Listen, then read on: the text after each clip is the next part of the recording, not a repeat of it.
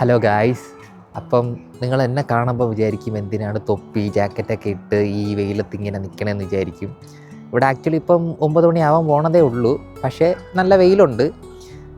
അതേപോലെ തന്നെ ക്ലൈമറ്റ് -4 കാണാൻ പറ്റാന്ന് അറിഞ്ഞൂടാ.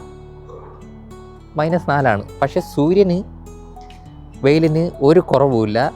സൂര്യനെയൊക്കെ അങ്ങ് നിർത്തി അപമാനിക്കുകയാണ് ചെയ്യണത്. ഈ വിൻ്റർ തുടങ്ങിയോണ്ടാണ്.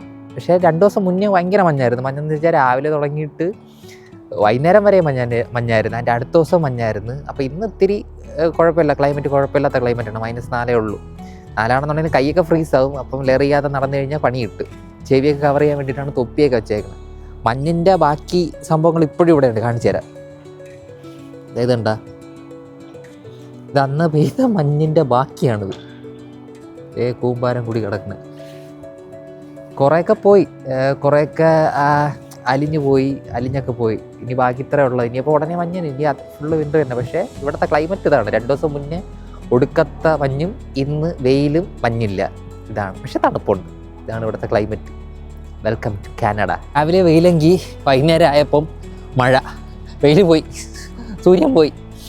ഇപ്പോൾ എത്ര മണിയായി? 3:45 ആയേ ഉള്ളൂ. നല്ല എന്ന് വെച്ചാൽ മഴ ഇങ്ങനെ ചെറുതായിട്ട് പൊടിയുന്നുണ്ട്. മഞ്ഞല്ല, മഴ തന്നെ. നല്ല തണുപ്പുമുണ്ട്. ക്ലൈമറ്റ് മാറണ മാറ്റമാണ് ഇവിടുത്തെ. നിൽക്കുന്ന ഇപ്പോൾ വെയിൽ വരും, മഞ്ഞ് വരും, മഴ വരും. എന്തല്ലേ.